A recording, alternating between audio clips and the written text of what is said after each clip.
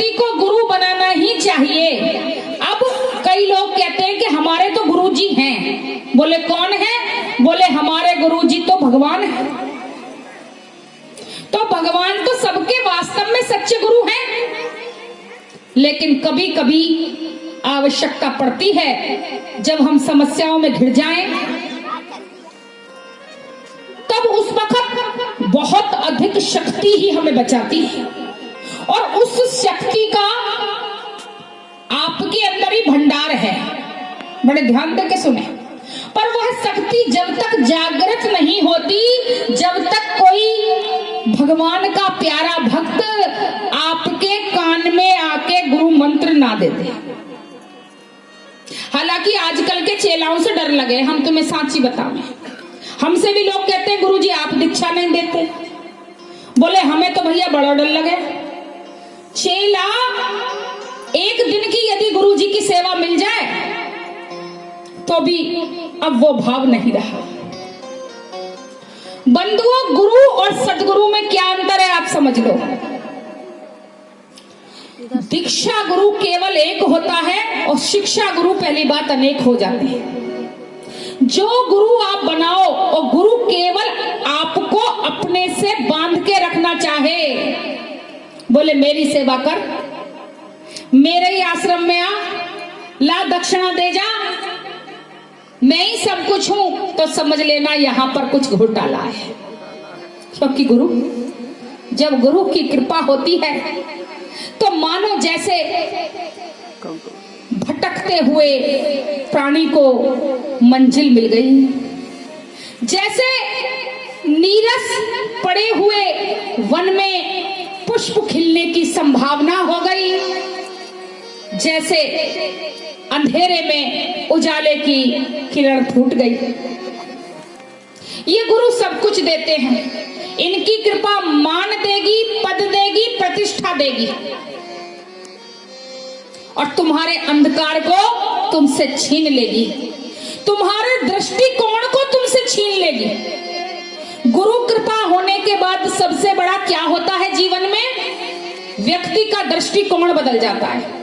लेकिन अंत में जो गुरु जी की सबसे बड़ी कृपा होगी ना, वह कौन सी होगी? आज मैं आपको बता देती हूं कि वह खुद को भी आपसे छीन लेगी। गुरु मुक्त कर देते हैं।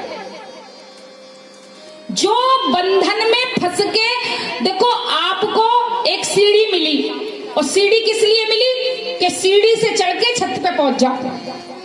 और आपने देखा सीढ़ी बड़ी अच्छी है, यहाँ पे तो तरह तरह के व्यंजन हैं, आनंद है, और आप सीढ़ी पे ही अटक जाओ, आप वहां पहुंच ही ना पाओ, तो भी आप पाप के भागीदार हो।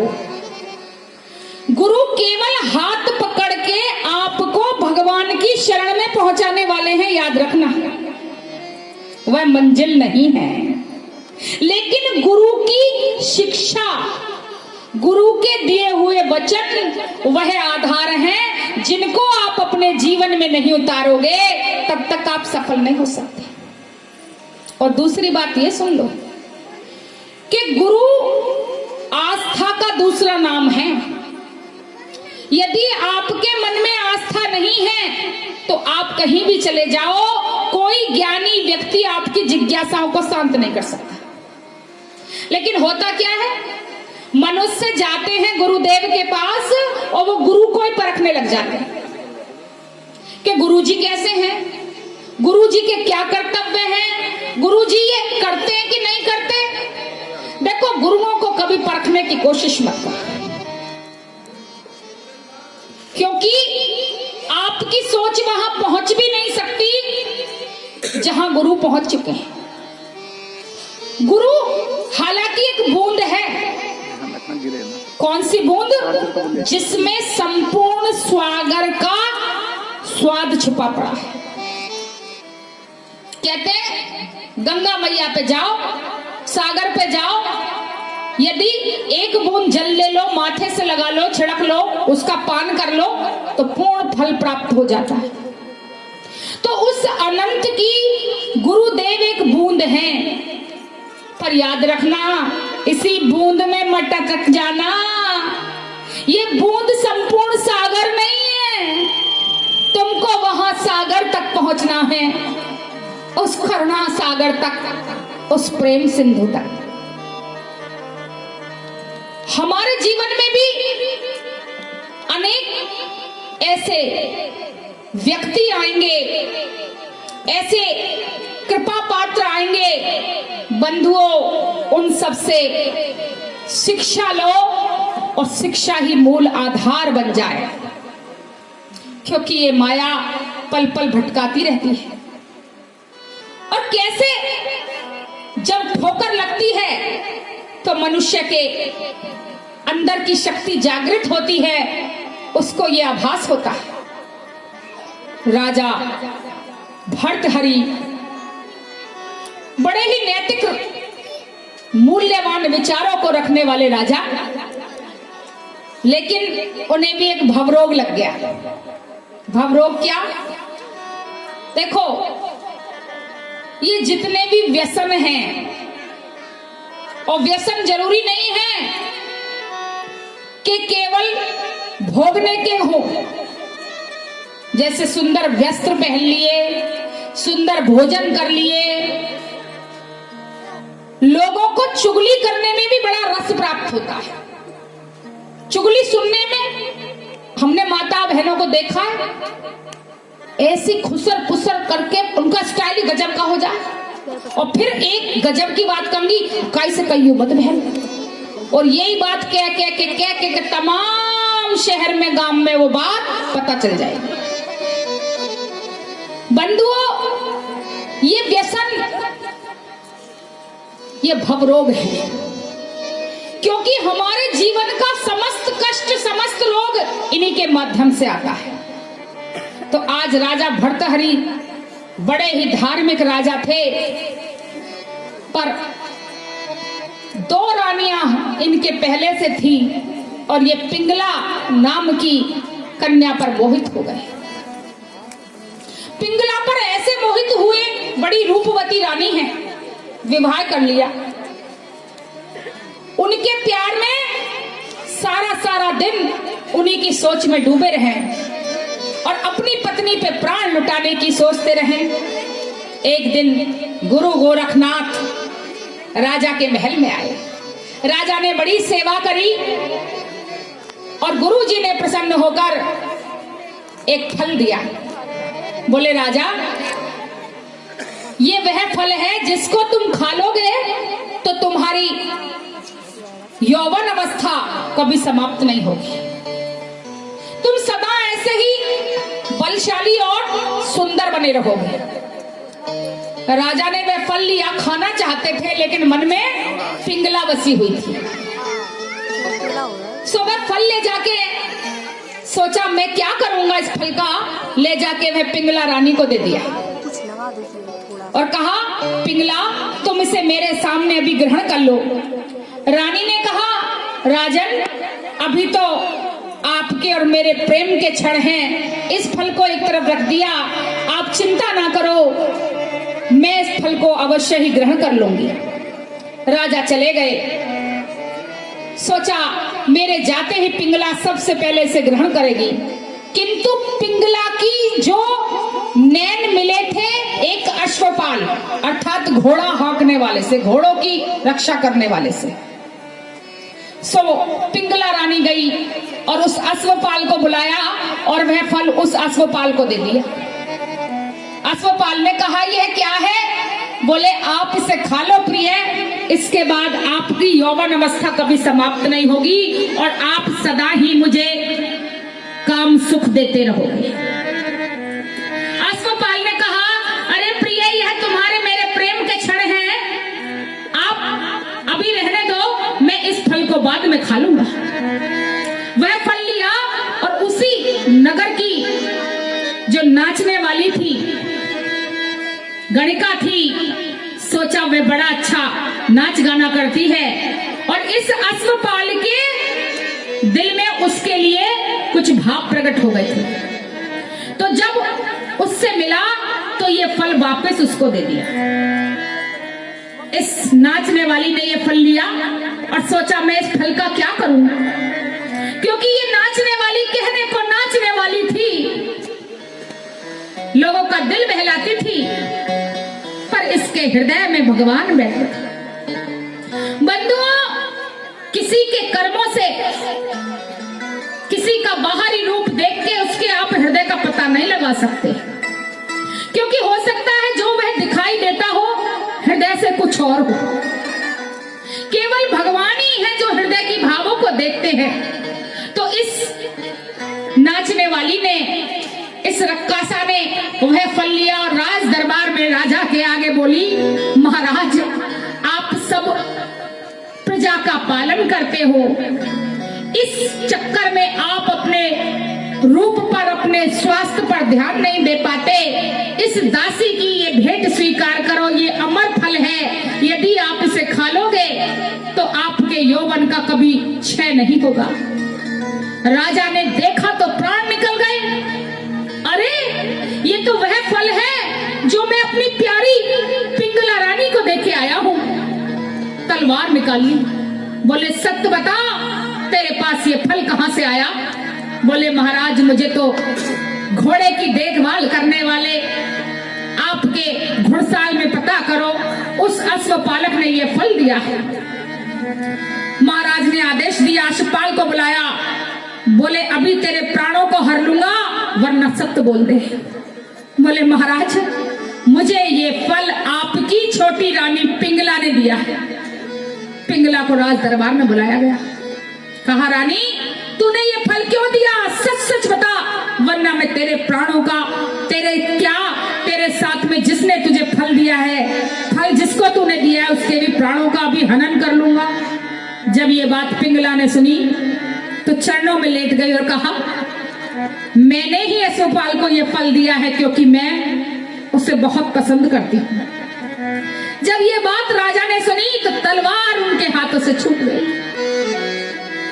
अरे पिंगला, तुझे इतना प्रेम किया मैंने कि मुझे साधु संत फल देने आए और मैंने तुझे दे दिया, पर तू मेरी ना हुई। तूने ये फल जाके अपने प्रेमी को दे दिया। राजा भर्तहरि के मन में वैराग्य आ गया। आज सब राजपाट राजा ने त्याग दिया और उस प्यारे की खोज में बन बन भटकते डोले, गली गली आवाज लगावे और राजा भर्तहरि ने संत सेवा करी। बंधुओं, बड़े से बड़े पापी दिग्गज को भी संत की कृपा तार सकती। क्यों तारती है? ऐसा क्या है संत के पास? तो बड़े ध्यान देके सुनो, क्योंकि ये आप ही के लिए भगवान सुनवा रहे हैं। संत के पास कोई करिश्मा नहीं है। लोग, हमने देखा, अगर पता चल जाए, अच्छा हमारी अपनी बता रहे हम, तो पता चल जाए लाडली दीदी आई है, बरसाने की है, लोग आ गए। अभी कल परसों की बात है, बोले दीदी मेरी दुकान सही से ना चल रही, कछु ऐसा बता दो बढ़िया आमंत्रण। मैं मन में कहूँ राम तेरी दुकान ना चल रही, मोकू भगवान की भक्ति में अपनो घर ना चल रहा, मैं अपने घर को नहीं चला पा रही ठीक से, तेरी दुकान के लिए कहा बताऊं? मैं कोई बिजनेसमैन हूँ, मैं कोई व्यापारी हूँ, तू किसी व्यापारी पे जा, कुछ बढ़िया से हुनर सीख, तू मेरे पास का एक माता जी आई, बोली मेरी बहू ना ठीक चल रही। मैंने कहा माता जी तुम तो ठीक चल रही। अरे बोली बेटा मैं तो बड़ी अच्छी हूँ। मैंने कहा अच्छा, थोड़ी देर बाद देखूंगा कि बहू आ गई। बोली कुछ हमारी सास को समझा के जाओ व्यास जी, ये बहुत ही दुखी करें। अब बताओ, ऐसी ऐसी बात लेके आप संतों के पास जाते हैं, जबकि आपके लिए वो पूरे खजाने की चाबी लेके बैठे हैं और आप तुच्छ चीजों को संतों के पास जाके ले जाओ। आज बंधुओं, राजा दीवाना हो गया। दीवाना होके गली गली भगवान की गलियों में घूमने लगा, पर भगवान के दर्शन नहीं हुए। फिर एक संत महात्मा उनके जीवन में आए, कहा मैं भटक गया संसार में प्रेम की खोज करते करते, और अभी तक मेरे मन को सुख और शांति नहीं मिल रही, चैन नहीं मिल रहा। अच्छा, ये कथा केवल राजा भर्तहरि की नहीं है बंधुओं, ये आपकी और हमारे मन की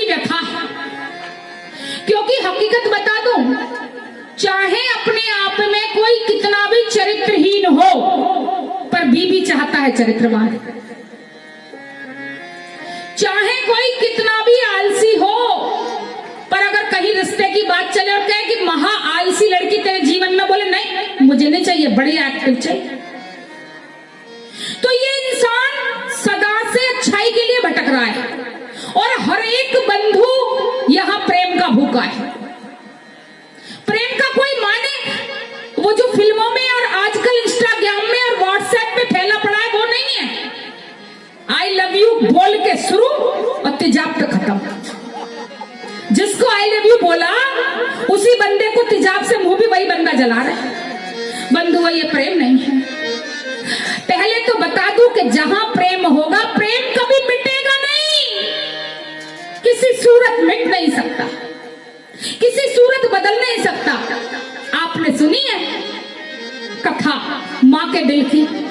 एक बालक किसी प्रेमिका के चक्कर में पड़ गया। प्रेमिका ने सोचा इसको अजमाई लेते हैं, ये बड़ा प्रेम प्रेम करता है, और कहा हमसे प्रेम है तो अपनी मां का दिल निकाल के लिया। मूर्ख चल दिया। माँ थाली हाथ में खाने की लाई, मेरे बच्चा भोजन कर ले, और लाल ने माँ को चीर दिया, माँ का दिल निकाल लिया। लेके चला रास्ते में और ठोकर लग गई तो दिल दूर जाके पड़ा और लाल गिरा तो उस दिल में से आवाज आई, मेरे बच्चे तुझे चोट तो नहीं आई, तुझे ठोकर लगी। ले जाके वो दिल उस स्त्री के हाथ में, उस लड़की के हाथ में रख दिया। लड़की ने कहा, अरे पापी, जब तू अपनी माँ का ना हुआ तो मेरा क्या होगा। सो बंधुओं, ये सदा मन, हर एक का मन कहे चाहे कोई कितना भी ले, लेकिन एक सच्चे प्रेम की तलाश में सदा रहता है। कोई ऐसा जो हमें समझे, कोई ऐसा जो हमारे मुताबिक चले, लेकिन ऐसा कहीं मिल नहीं पाता। तो यही बात आज राजा भर्तहरि ने उनसे कही।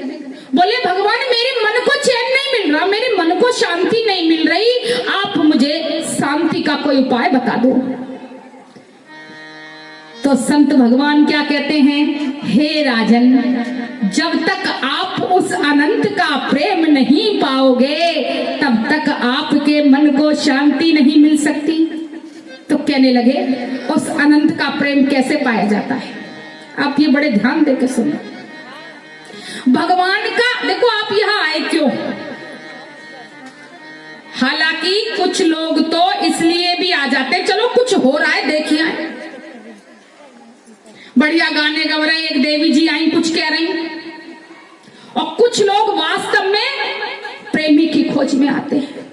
पर सच मानिए, यहाँ आप जैसे भी आए हो, जिस भाव को भी लेके आए हो, राधा रानी की कृपा निरंतर सब वर्गों पर सरस बरसती जा रही है। ये आपके ऊपर है कि आप अपनी झोली में कितना भर के ले जा रहे हैं। भक्ति में, भगत होने में और पुजारी होने में बड़ा अंतर है, याद रखना बंधुओं। पूजा कितनी भी कर लो, मंत्र पढ़ लिए, सुबह से हमने तो कईयों को देखा पढ़ते पढ़ते हिलते और रहे में, नियम है, नियम में हिलते जा रहे हैं, आरती गा ली और ध्यान दूध उबल गया, अरे फलाने जूता नहीं पहने, और बड़े संतुष्ट हैं, बोले हमने 2 घंटे को पाठ करा देवी। मैंने कहा अच्छा। फिर थोड़ी देर बाद आई, पड़ोस में किसी से लड़ाई हुई और फिर उनका असली रूप निकल के आ गया। बंधुओं, ये कैसी पूजा है जो आपके मन को, पूजा का मतलब देखो, भगवान का मतलब आनंद है, और यदि आपके मन में शांति नहीं है अभी तक, तो आप समझ लीजिए कि अभी तक तो आपने उनकी गली का पता भी नहीं पाया। एंट्री करना तो बहुत दूर की बात है, उनकी गली कहां जाती है। क्योंकि देखो संत क्या कहते हैं, किसी से उनकी मंजिल का पता पाया नहीं जाता, किसी से उनकी मंजिल का पता पाया नहीं जाता, किसी से उनकी मंजिल का पता पाया नहीं जाता, किसी से उनकी मंजिल का पता आया नहीं जाता। जहाँ रहते जहाँ रहते हैं वहाँ फरिश्तों का भी साया नहीं जाता।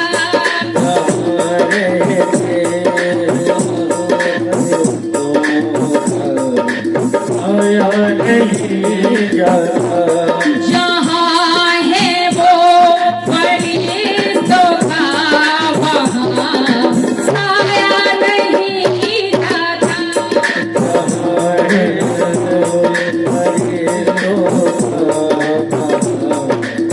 आया नहीं जाता। 140 से बजे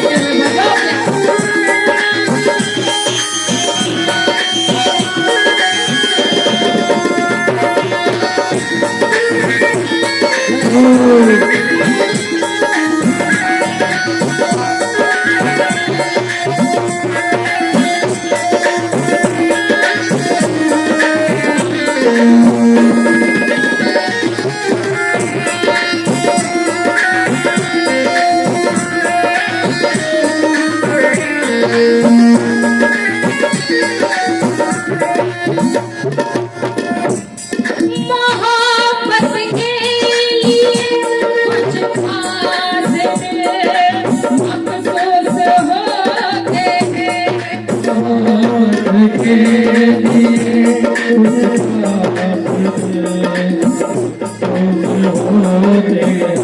ऐसे खासे मीराबाई जैसे जिसने पता था अच्छी तरह से कि यह जो प्याला है इसमें विष मिला है, लेकिन राणा जी ने कहा था अरे मीरा ये तेरे गोविंद का प्रसाद है।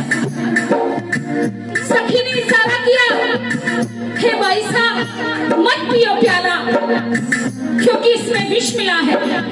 मेरा भाई ने कहा अरे विष तो मिला है पर तू जानती नहीं ये गोविंद का भेजा प्याला है, क्योंकि मेरे गोविंद का मेरे गिरधर का प्रसाद है। और क्या हुआ वो मीरा मस्तानी हो गई, मीरा दीवानी हो गई। हाँ मीरा मस्तानी हो गई, मीरा दीवानी हो गई। हाँ शाम रंग में लगी चुनरिया वो मीरा मस्तानी हो गई, मीरा दीवानी हो गई।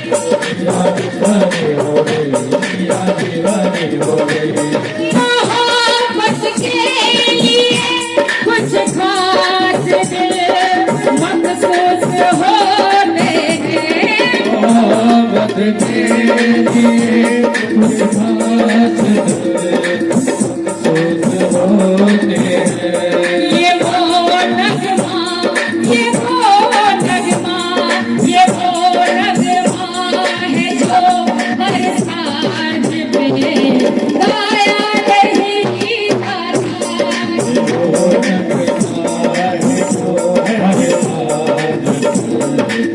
आया नहीं जाता। किसी से उनकी मंजिल का पता आया नहीं जाता। जैसे उनकी मंजिल का पता आया नहीं जाता।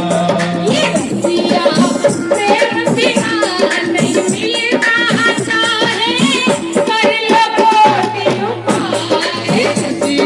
तेरे बिना नहीं मिलता सारे कर लो कोई उपाय। वो कर लो कोई उपाय चाहे कर लो कोई उपाय।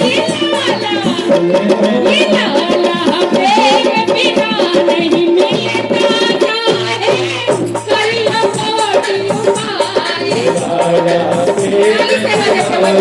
मिलता सारे कर लो कोई उपाय।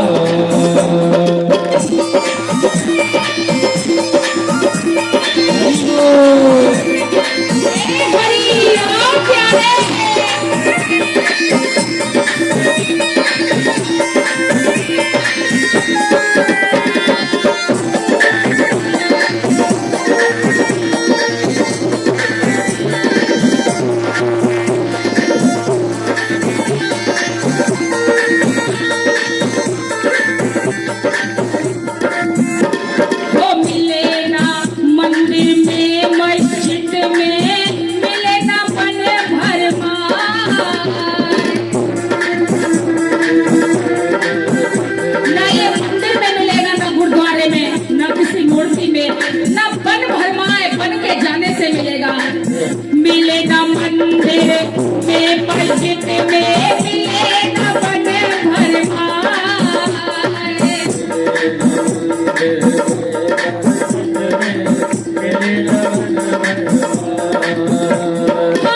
प्रेम के अश्रु जहां टपके प्रेम के अश्रु जहां टपके तुरंत धड़कते रहना ये रतिया प्रेम बिना नहीं मिलता